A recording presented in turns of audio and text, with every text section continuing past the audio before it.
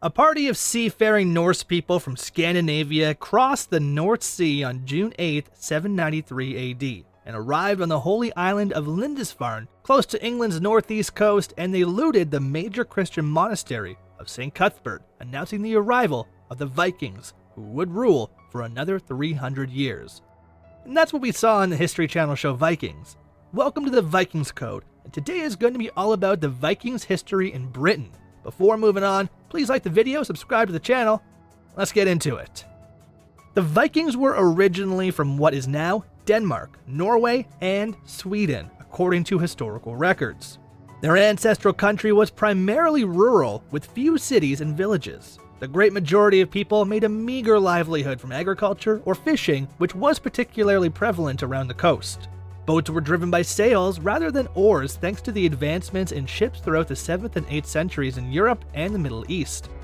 Once they had been incorporated into overlapping plank vessels known as clinker-built, long ships were created, which were speedy, shallow draft vessels that could travel coastal and interior seas and land on beaches. It is unknown what first prompted bands of men to go across the North Sea in longships, following their local chieftain across the ocean. It could have been caused by local overpopulation, as plots were subdivided to the point where families were unable to make a living. It could have been caused by political instability, as chieftains fought for dominance. Or it could have been caused by news brought home by merchants of the riches to be found in trading settlements further west. Several theories have been proposed to explain the phenomenon. Most likely it was a mix of all three factors. However, it was in 793 that the first Viking raiding expedition invaded Lindisfarne, and within a few years, more Viking raiding parties had reached Scotland 794, Ireland 795, and France 799. Their victims did not refer to them as Vikings in any way. However, that name was given later, becoming widespread by the 11th century, and it is said to have come from the word Vik, which in the Old Norse language used by the Vikings meant bay or inlet. Instead, they were referred to as Dani, Danes. There was no sense at the time that this should refer only to the inhabitants of what is now known as Denmark. Once the Vikings attacked Lindisfarne, more Viking invasions on English, Scottish, Irish, and French soil happened in the decades after that event. The Scandinavians eventually chose to up the stakes and go for conquest rather than raiding. The sons of the renowned Viking warrior Ragnar Lothbrok gathered a vast force and prepared to invade. The Great Heathen Army was the name given to this invading force by the Anglo-Saxon Chronicle, a collection of Old English chronicles compiled in the late 9th century. Ragnar died in a pit of snakes, according to the Norse sagas, when King Aelle of Northumbria threw him into the deadly depths. His sons were now seeking vengeance. England was divided into 4 kingdoms when the Great Heathen Army arrived in East Anglia in 865: Mercia, Wessex, Northumbria, and East Anglia. In exchange for peace, the ruler of East Anglia swiftly forged a bargain with the invaders, giving them resources for their expedition. York, Northumbria's capital, fell to the Vikings in a few years, and King Aelle suffered a horrible death. The Viking force marched on in pursuit of greater land, with a puppet king in control. After 10 years of fighting, the Norsemen had conquered all but the Kingdom of Wessex by the mid-870s. The Viking army was now under the command of the Danish warrior Guthrum the Old, while Alfred the Great was the king of Wessex. In 878 AD, Alfred claimed a decisive victory against Guthrum at the Battle of Edington, which resulted in a peace pact between the two sides known as the Treaty of Wedmore. As a condition of the deal, Guthrum was compelled to accept baptism, with Alfred being declared his godfather. A similar requirement was placed on Guthrum's soldiers to depart the Kingdom of Wessex. Guthrum and Alfred came to a new arrangement not long after the last one. The Treaty of Alfred and Guthrum sought to establish a long-term peace between the two nations by defining the limits of their respective territories and agreeing on the terms of peaceful trading. Viking rules and practices were now in effect over a region that stretched from London in the south through the Midlands and all the way up to the northernmost point of the United Kingdom.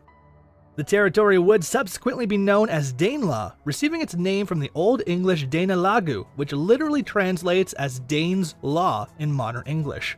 While the Vikings did not extensively inhabit the whole Danelaw region, 5 towns located in the eastern half of the region became especially prominent: Derby, Leicester, Lincoln, Nottingham, and Stamford.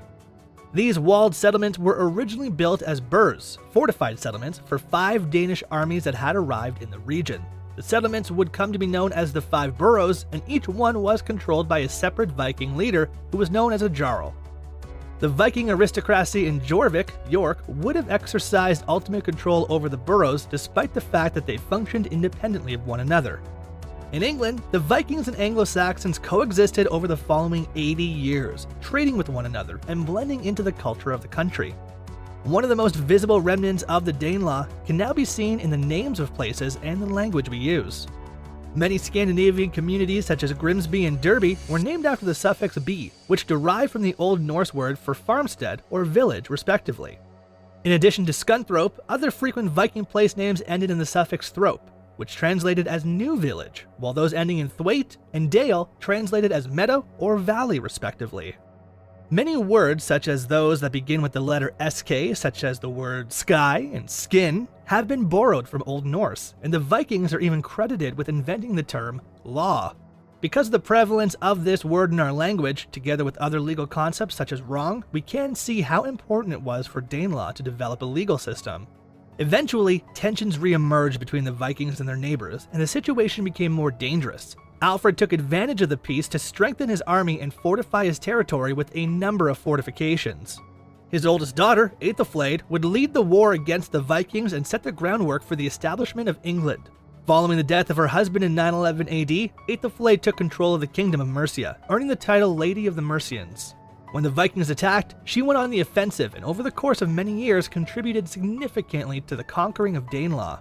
It was inevitable that the Five Boroughs would collapse, and the control of York would shift a couple of times throughout the early 10th century. After over 1,000 years, Eric Bloodaxe, one of the most renowned Vikings in history and the king of Northumbria, was ultimately expelled from the territory in 954 AD. Danelaw's reign had come to an official end. Despite the fact that Danelaw was no longer in England, the Vikings were far from finished with the country. They withdrew, reinforced their position, and eventually conquered the country in the early 11th centuries. Sweyn Forkbeard became the first Danish king of England in 1013, succeeding his father Sweyn the Great. Canute the Great, his son, reigned on the throne until his death in the year 1035. The Viking presence in England was eventually put to an end in 1066 when an English army under monarch Harold beat the last major Viking king, Harald Hardrada of Norway, in the Battle of Stamford Bridge near York, bringing the Viking presence to an end. Despite the fact that they were no longer present, Viking customs and traditions have long endured in the region once known as Danelaw. Even now, traces of Scandinavian DNA may still be identified in the DNA of the local population. So this ends today's video. Thank you for staying with us till the end. Now, if you have not liked the video yet, make sure to do so, and also subscribe to our channel. If you have any questions or thoughts about the history of Vikings, you can let us know in the comments section. We'll keep bringing you such amazing videos, so stay tuned with us, and we'll see you soon in the next one.